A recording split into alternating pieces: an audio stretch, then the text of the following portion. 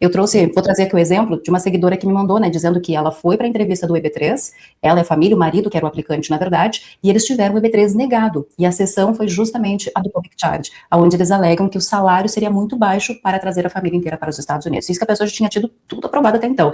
E aí vem a pergunta, né, afinal, como a gente consegue dar mais segurança para as pessoas que estão buscando o Green Card por trabalho, por exemplo, e chegam no final da entrevista, podem ser negados através do Public Charge?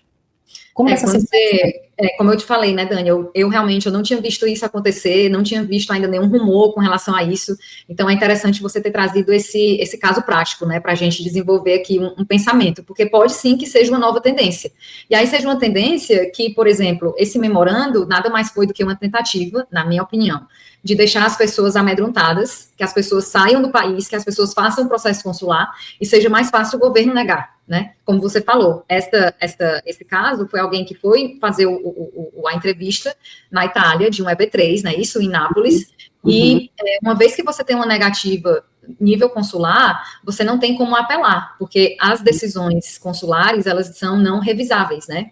Então, quando você tem uma decisão aqui no USCIS, é mais fácil você abrir opções de apelação, né? Quer seja através de uma corte federal, quer seja, né, através diretamente até com um processo de deportação, você procurar algum relief, etc. Mas quando é consulado, é quase que como você tivesse realmente no fim do túnel, não tem mais opção depois daquela negativa, né, geralmente. Então, eu acredito, né, eu meio que conectando as ações da imigração, pode ser que essa ação do consulado seja uma tendência para aumentar o número de pessoas que tenham medo de fazer ajuste de status, ou então que façam ajuste de status depois desse memorando, né, sejam negadas e tenham que sair do país para fazer o processo consular, e no processo consular também continua negado, e aí eles vão conseguir tirar as pessoas do país de uma forma ou de outra, tá? Pode ser essa conexão, pode ser que não seja, mas eu pensando logicamente, tem todo sentido. Com relação o salário, né, Dani, que você falou, geralmente, assim, você pode perguntar para qualquer advogado, até você mesmo, que vê no dia a dia das pessoas, há alguns anos, né, vendo os casos migratórios, que é meio que todo mundo já chega no processo migratório com uma garantia que o public charge geralmente não é um problema, a não ser que, claro, você use algum benefício governamental, que seja subsidiado, etc, né, que existia uma lista antes, que a gente poderia, quer dizer, ainda existe, né, que a gente pode levar em consideração quando faz essa averiguação, se você vai ser suscetível ao public charge ou não. A gente sabe que né, vai haver mudanças, que essa gama de benefícios ela vai aumentar, não vai ser mais somente se você usou um outro benefício, vou usar a totalidade das circunstâncias, etc. Né, igual esse manual. Então, as pessoas que já começaram o processo de Green Card pelo employment base, né, e é um EB3, ou other workers, ou skilled workers, mas é mais difícil o skilled workers ter um salário menor, essas pessoas já estavam... Claro, começou o processo achando, ok, eu tenho um salário, o salário ele é acima do salário mínimo, né? Ou se for acima, ou até acima do salário mínimo, dependendo do que seja, e o meu patrão, ele já justificou que pode pagar aquele salário. Então, a gente já passou por todas essas etapas. E aí, chega agora com o governo me falando que o salário somente não é suficiente. Entretanto, o oficial consular, o oficial do USCIS, ele tem que olhar tudo que você tem, né, de bens, que você tem de dívidas, o que você tem extra para poder justificar essa manutenção financeira. Além do que, você pode muito bem usar alguém, por exemplo, um americano, oferecer para o governo americano que um americano ou algum residente vai assinar, por exemplo, um affidavit of support, mesmo não sendo obrigatório, né, para os casos de EB. Mas é possível ter um sponsor para a questão de renda, mesmo se a pessoa esteja aplicando, por exemplo, um EB3 Other Workers. Eu diria que eu tentaria, né? Não existe, eu nunca vi isso acontecer na prática, mas eu acho que não vai doer tentar essa opção também, né?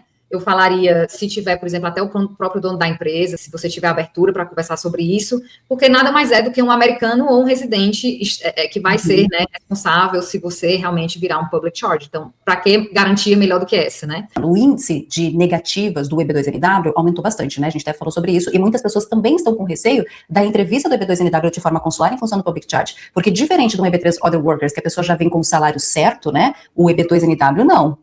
Ele não vem com nenhum salário. O que nós podemos dizer para os imigrantes que vão fazer a entrevista consular, por exemplo, e que estão com receio do public charge? Eles deveriam levar, por exemplo, extratos bancários que demonstram que eles têm já um valor salvo para começar a vida nos Estados Unidos, e não somente depender de um salário acordado no EB3 ou até mesmo de uma empresa que ele vai ainda abrir com o EB2NW? Sim, eu levaria toda a documentação que mostre liquidez durante 12 meses. Liquidez, por exemplo, de imóveis, valor, por exemplo, como você falou, dinheiro na conta bancária, mas o meu único ponto da conta bancária é que você não pode, por exemplo, levar um extrato somente de um mês, mostrando todo aquele valor, sem mostrar um histórico, né? Então, eu acredito que se você criar uma conta para colocar o dinheiro de uma só vez, eu não acho que vai ser tão, não vai ter um valor probatório tão forte como se você tivesse já uma conta que tem movimentação, que esse valor sempre esteve lá nessa conta, então que existe uma estabilidade financeira, né? Que não é, por exemplo, você pegou somente um empréstimo para você qualificar para o visto, né? Então, porque o empréstimo você pode muito bem devolver esse dinheiro. Então, qual é o seu histórico financeiro? Então, eu levaria, por exemplo, se você tiver imóveis, levar uma avaliação, né, do imóvel por um corretor. As contas bancárias eu traria, por exemplo, extratos dos últimos 12 meses, 24 meses, levaria imposto de renda, levaria valor que tem investido na bolsa, valor que tem em contas de aposentadoria, em fundos, etc. Levaria cópia de diploma, levaria histórico escolar, levaria carteira de trabalho, qualquer tipo de referência a algum tipo, a commitment de longo prazo que você, no caso, a pessoa tenha tido, né, com emprego, com envolvimento até, por exemplo, acho que é importante ter um plano de saúde já pronto, ou então, se você tiver alguma doença, a gente até fala aqui uma vez de pessoas obesas, né, Dani? Acho que teve uma live que a gente falou de obesidade, falar da questão do tratamento, quais são os remédios que você toma, como é que você já planejou para tomar esses remédios nos Estados Unidos, que você já tem tudo, no caso, planejado para se manter, não só se manter, mas para você cuidar daquelas doenças que você tenha crônico, doença, alguma comorbidade que você tem que se tratar.